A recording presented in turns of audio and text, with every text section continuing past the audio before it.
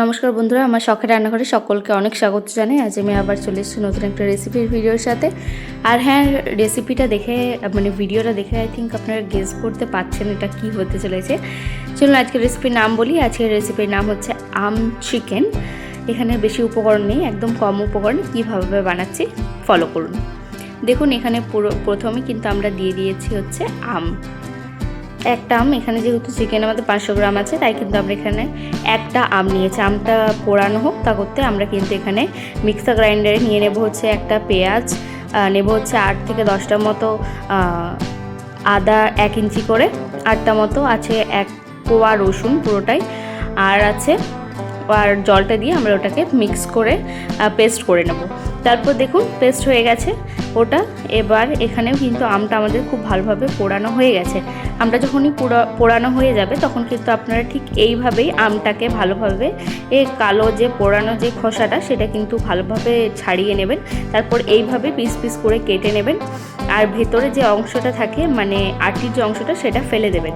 দেওয়ার পর এটা কিন্তু আমরা আবারও মিক্সার গ্রাইন্ডারে লঙ্কা, কাঁচা লঙ্কা, যার যেমন ঝাল খান আপনারা সেই পরিমাণ লঙ্কা এবং যে পোড়ানো আমটা ছিল সেটা কিন্তু দিয়ে দেবেন পেস্ট করার জন্য একটু জল দেওয়ার পর।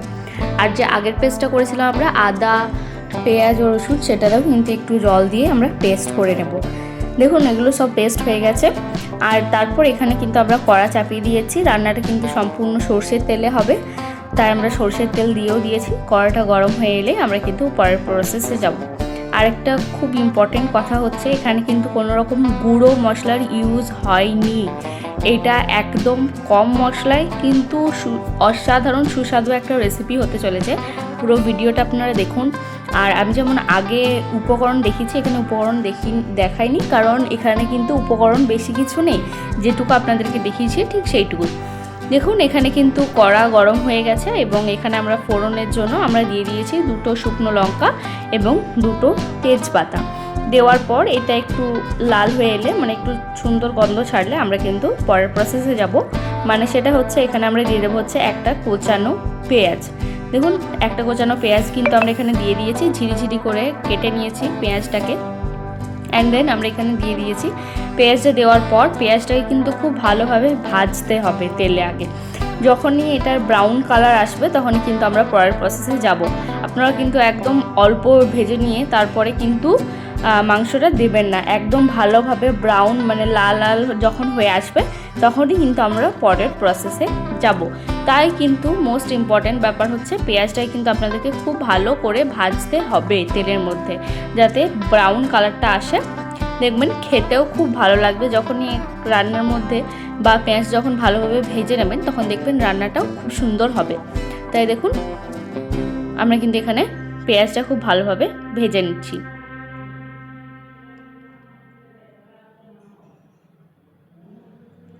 আপনারা তো এই গরমে ইউটিউব বলুন, ফেসবুক বলুন, সোশ্যাল মিডিয়াতে অনেক রকম আমের রেসিপি দেখলেন, আম পোড়া, তারপর অনেক আমের রেসিপি দেখলেন। এই রেসিপিটা আপনারা একবার বানিয়ে দেখবেন, একদম অসাধারণ, একদম অন্য রকম, অন্য স্টাইলে আমের রান্না। আপনারা এটা অবশ্যই বানিয়ে দেখবেন। আর আমের কী কী রেসিপি দেখতে চান আমার কাছে অবশ্যই জানাবেন, আমি অবশ্যই আপনাদেরকে দেওয়ার চেষ্টা করব। তাই পুরো ভিডিওটা কিন্তু একদমই স্কিপ করবেন না, পুরোটা ফলো করুন। দেখুন পেঁয়াজগুলো কিন্তু ভাজার পর কিন্তু হালকা লাল লাল হয়ে আসছে। যত বেশি লাল লাল করে ভাজতে পারবেন রান্নাটা কিন্তু তত সুন্দর হবে। আর এখানে দেখুন পেঁয়াজটাও কিন্তু আস্তে আস্তে করে কালারটা চেঞ্জ করছে পেঁয়াজের, যেমনটা আপনারা দেখতে পাচ্ছেন।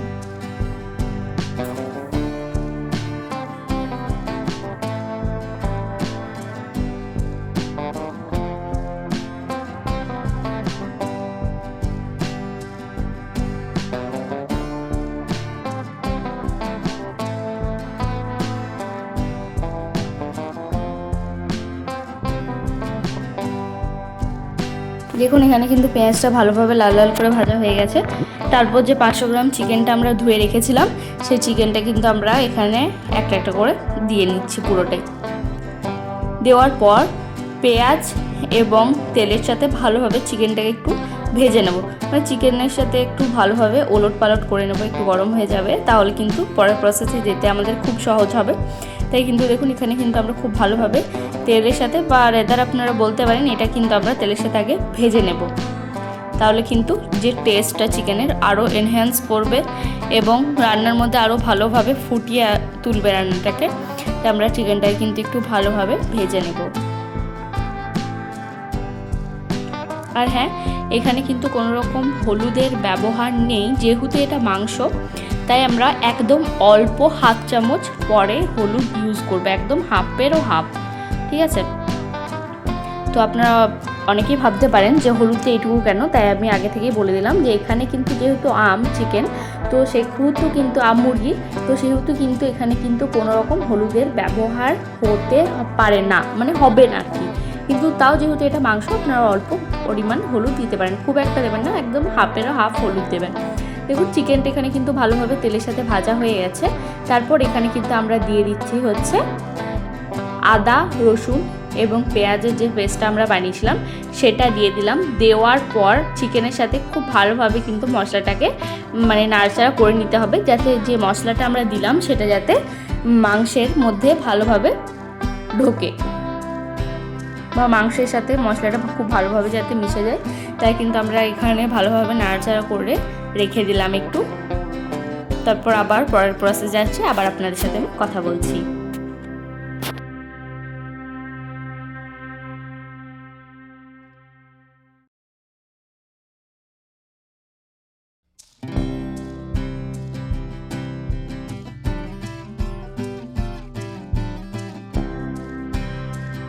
মশলাটা দিয়ে দেওয়ার পর আপনাদেরকে যেমনটা বললাম যে একটু ভালোভাবে নাড়াচাড়া করে নেওয়ার পর আমরা কিন্তু এটাকে রেখে দিয়েছিলাম কিছুক্ষণের জন্য নিজে নিজে কুক হওয়ার জন্য। তারপর দেখুন আবারও আমরা ভালোভাবে কিন্তু এটাকে নাড়াচাড়া করছি, যাতে মশলাটা যে আমরা বানালাম, মানে মশলাটা যেটা দিলাম সেটা যেন খুব ভালোভাবে কষানো যায়। তাই কিন্তু দেখুন আমরা আবারও একটু পর আবারও ভালোভাবে নাড়াচাড়া করছি বা কষিয়ে নিচ্ছি, যেটাই বলবেন। এই গরমের দিনে এই মুরগিটা খেতে যা লাগে না, অসাধারণ। আপনারা একবার বানিয়ে দেখুন বাড়িতে। এখন গল্প করতে করতে কিন্তু রান্নাটা প্রায় শেষের দিকে হচ্ছে। এখানে কিন্তু আমরা এবার ঢাকাটা দিয়ে দিয়েছি একটু কষানোর জন্য। 5 থেকে 7 মিনিট মতো ঢাকাটা দিলেই হবে, বেশিক্ষণ না দিলেও চলবে।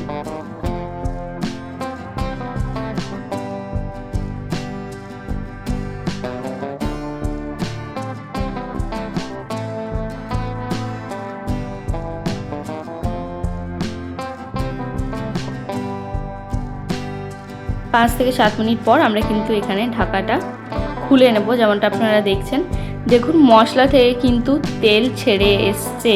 যে মশলাটা আমরা কষিয়েছিলাম এবং ঢাকা দিয়ে রেখেছিলাম 5 থেকে 7 মিনিটের মতো, সেই মশলাটা থেকে কিন্তু খুব ভালোভাবে তেল ছেড়ে এসছে। রান্নাটাও দেখতে খুব সুন্দর লাগছে, যেমনটা আপনারা এখানে দেখতে পাচ্ছেন। দেখুন ঢাকনা খোলার পরই কিন্তু আমরা খুব ভালোভাবে এটাকে নাড়াচাড়া করে নেব, যাতে নিচে না বসে দেয়। দেখুন যেমনটা আপনাদেরকে বললাম যে আমরা কিন্তু হলুদটা একদম হাফ চামচেরও হাফ চামচ দিলাম, মানে হাফেরও হাফ দিয়েছি। আর লবণটা দিলাম হচ্ছে পরিমাণ মতো আপনারা এখানে লবণটা দেবেন। আর হলুদ যেটা সেটা না দিলেও হবে, যেহেতু এটা মাংস, তাই আমরা কিন্তু এখানে একদম অল্প পরিমাণ হলুদটা ইউজ করেছি। তারপর দেওয়ার পর দেখুন আমরা খুব ভালোভাবে কিন্তু এটাকে নাড়াচাড়া করে নিচ্ছি, যাতে যে হলুদটা সেটা যেন কাঁচা গন্ধ হয় সব জিনিসেরই যেন না হয়। তাই কিন্তু আমরা মশলার সাথে ভালোভাবে জিনিসটাকে মিক্স করে নিচ্ছি, তাহলে কিন্তু রান্নাটা খেতে আরও ভালো হবে। দেখুন পুরো প্রসেস চলছে। আর এখনও মেন প্রসেসটাই, যেটা মুরগি যেটার জন্য নাম, সেটাই এখনও হয়নি। এবার আমরা পরের প্রসেসে যাব। সেটা হচ্ছে ভালোভাবে নাড়াচাড়া করে নেওয়ার পর আমরা যে আম আর কাঁচা লঙ্কার যে পেস্টটা করে রেখেছিলাম, মানে আমটা যে পুড়িয়ে রেখেছিলাম এবং কাঁচা লঙ্কার পেস্টটা, সেটা কিন্তু আমরা এখানে দিয়ে দিলাম। দেওয়ার পর দেখুন খুব সুন্দরভাবে কিন্তু মশলাটাকে মাংসের সাথে মিশিয়ে নিচ্ছি, যাতে মশলাটা খুব ভালোভাবে মাংসর সাথে মিক্স হয় এবং যে ফ্লেভার, আমের যে ফ্লেভার, সেটা যেন খুব ভালোভাবে যখন আপনারা খাবেন তখনই বুঝতে পারবেন। যখনই মশলাটা খুব ভালোভাবে মিক্স করবেন তখন কিন্তু আমের ফ্লেভারটাও যাতে খুব ভালোভাবে বোঝায়, তবেই না বলবেন না মুরগি। তাই কিন্তু এখানে খুব ভালোভাবে আপনাদেরকে নাড়াচাড়া করে নিতে হবে। আর যেহেতু আম টক, তাই কিন্তু আমরা এখানে 1 চামচ মতো দিয়ে দিয়েছি চিনি। আপনারা চিনিটা যারা একটু টক খেতে বেশি ভালোবাসেন তারা চিনিটা একটু কম দেবেন, কোনো অসুবিধা নেই। তারপর দেখুন আমরা আবারও কিন্তু ভালোভাবে নাড়াচাড়া করে নিচ্ছি কষানোর জন্য। তারপর এখানে দিয়ে দিলাম হচ্ছে বাটি ধোয়া অল্প পরিমাণ জল, মানে যে আম এবং কাঁচা লঙ্কার যে পেস্টটা বাটিটা ছিল সেই বাটিটাতে কিন্তু দিয়ে দিলাম, আর একটু বাটি ধোয়া জল দেওয়ার পর আমরা কিন্তু আবারও খুব ভালোভাবে নাড়াচাড়া করে নেব খুব সুন্দরভাবে। যখনই ঠিক এই কালারটা হবে তখন কিন্তু আমরা আবার এটাকে 10 মিনিটের জন্য ঢাকা দিয়ে দেব, যতক্ষণ না গ্রেভিটা মাখো মাখো হয়ে গেছে। দেখুন গ্রেভিটা খুব সুন্দরভাবে একদম দারুণভাবে মাখো মাখো হয়ে গেছে আর রেডি হয়ে গেছে। ঢাকা খুলে আমরা 10 মিনিট পর ঢাকা খুলে আমরা কিন্তু দিয়ে দিলাম 2 কাঁচা লঙ্কা এবং রেডি আমাদের আম মুরগি। বলুন কেমন লাগছে, আম সাইডে দিয়ে গার্নিশিং করে নিয়েছি, কেমন লাগছে অবশ্যই জানাবেন। ভালো লাগলে like comment share and subscribe করতে ভুলবেন না। আর যদি আপনি আমার পেজটি ফেসবুক থেকে দেখে থাকেন তাহলে অবশ্যই পেজটি ফলো করে রাখবেন ভালো লাগলে, এবং যদি ভালো লাগে রান্নাটা এবং আপনারা কিন্তু আরও সবাইকে শেয়ারও করতে পারেন। সকলে খুব ভালো থাকবেন, সুস্থ থাকবেন। আমি আবার চেষ্টা করব নতুন নতুন ভিডিও আপনাদের কাছে আনার।